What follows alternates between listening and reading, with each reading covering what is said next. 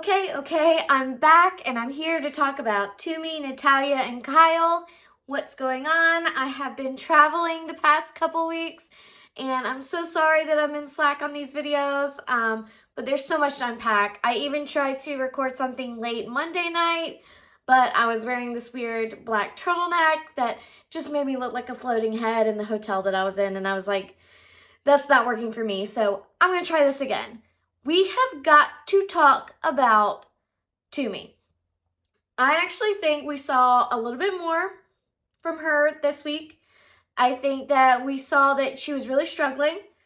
I think we saw an issue that Sandy really was able to hone in on, which was that she wasn't really being grateful for Natalya's contribution. All of this could have been avoided if Tumi had just come onto the boat originally and thanked Natalya for her work, stepping in as Chief Stew. I think she could have given her a lot of ability to lead within her right. I do think Nat is actually a little bit more experienced than Kyle, but I understand that Kyle has been trained as a butler professionally, so I think maybe that came into play with as far as what his level was, because I actually think out of the three of them, Nat may have more experience since she's been doing this since she was much younger.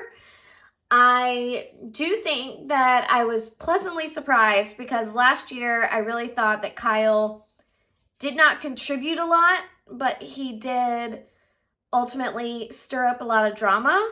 I think what we're seeing on this go round is that Kyle really came in and he just didn't want to play the middleman. And right now we see Tumi in this year, Natalya on this year, and that's a lot. And I think he's just trying to navigate that, figure it out for himself, figure out, who's in the right, who's in the wrong, and ultimately he's just trying to do his job and move along. And I do feel for him in the way that both of them are really just looking for him to pick their side, and in the middle of it, he's just creating his own side, really, because now the three of them all lack trust with each other. They feel like they can't speak to each other because it will be repeated back or it will be changed or anything like that. So it's only fitting that I'm wearing my Chief Stew Energy hoodie because all three of these stews have Chief Stew Energy, and there's a lot of beef when it comes to the actual hierarchy.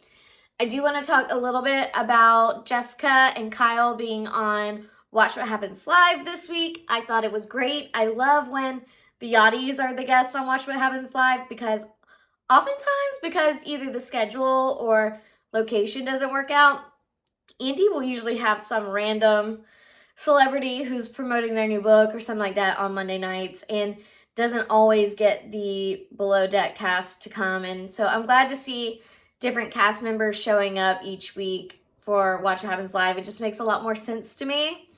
And that was fun. I do think Jessica is just kind of hiding away and avoiding it, and I get it. She's been knocked down all the way to Fourth Stew, and as we saw from a preview, it looks like she's going to be sick and not be on the boat altogether, which means that there's no longer going to be this additional middle person between Tumi and Natalya, and it's not going to be a lot of picking sides here.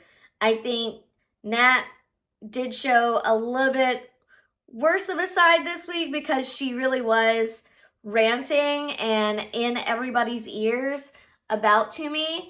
But ultimately, we've seen this play out before, and Tumi should know more than anyone else because she was on season 1 of Below Deck Down Under, that when Jamie, the bosun or lead deckhand or whoever he was on Below Deck Down Under, when Jamie told Culver that he was up on the chopping block and should be fired, what did Culver do? He shut down. He stopped trying, right? Same thing happened to Culver again this season on Down Under. And that's just the most deflating thing to say to someone, is for it to get back to Natalya. Tumi's over here talking to Kyle like, you need to tell your friend that if this keeps going on, she's going to be walking off the boat. I get it. She's wanting to rant and she thinks she can trust Kyle. It happens. It happens to the best of us. But at the same time, we've got to figure out a balance here. We have 3 people who have Chief Stew energy, and they're being put in a really uncomfortable hierarchy.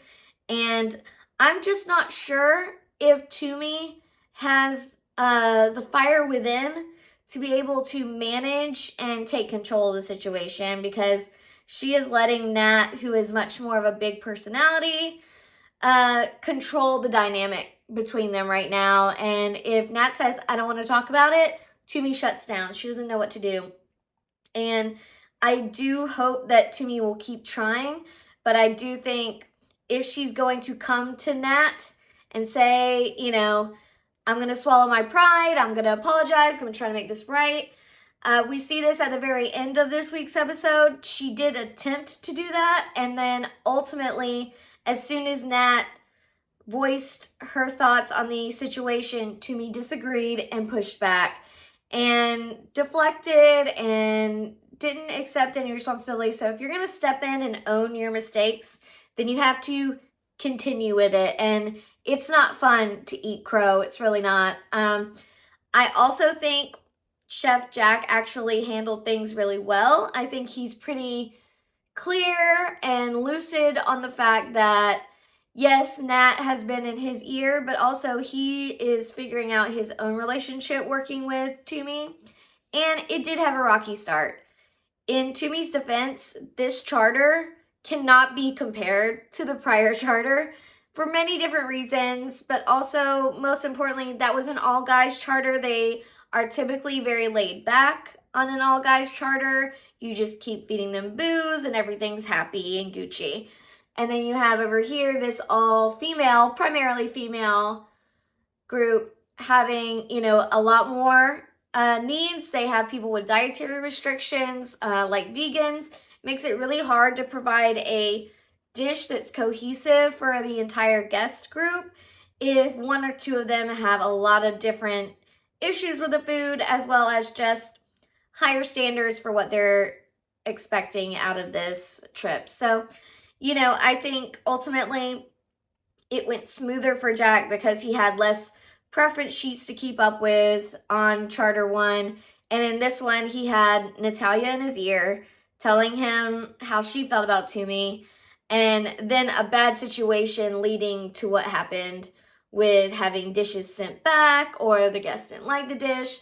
That's not Tumi's fault. Ultimately, I feel like they're going to be able to work through it, and they're going to be able to push through that to have a good working relationship. I don't see it getting better for Nat and Tumi. I think that Kyle eventually is going to get sick of it too. There are 3 big personalities in that department. I feel for Jessica, but I also think too, you know, her kind of go-to personality right now is just, I want to hide, I don't want to deal with it. And eventually they're going to start, you know, pulling on both arms for her to join whoever's side that they think is right at the time. And yeah, I just don't think there's a lot of humility running around on that boat, and it's going to get ugly. So I want to know what you're thinking. Each week we're seeing a little bit more of the story and seeing how much more of a complicated issue it is between these stews. But I want to know, did your thoughts change this week? Did you start thinking about Tumi in a different way? Are you on Kyle's side? I was really, really happy to see him on Watch What Happens Live. I'm so glad he looked great. And if you've been following him on social and know what went on with the infection he just experienced and his hospitalization, you know that compared to just a couple weeks ago, he's looking great. He seemed really happy, and honestly, he owned what he did. He said, I'm going to stir the pot. Like, I have nothing to hide here, and I do think this is going to be a better season for Kyle, but I still wonder if somebody's going to get fired. We know that the 3 of them do not follow each other. There are no alliances between these 3, so it may not be a love triangle, but it's definitely an unfollow triangle, a hate triangle, if you will. And yeah, there's more to this story, and it'll just get messy. My last thought is on Max, the new deckhand. He's lazy. Team Laura, Team Haley. I just think the ladies on the deck, as well as Luca, I just love their dynamic. I think they are all hard workers and they're all problem solvers, and I think they honestly could have gone this whole season with just the 3 of them. And I do think Max is probably going to end up fired, but we'll see. All right, let me know your thoughts on this week's episode. Thanks. Bye.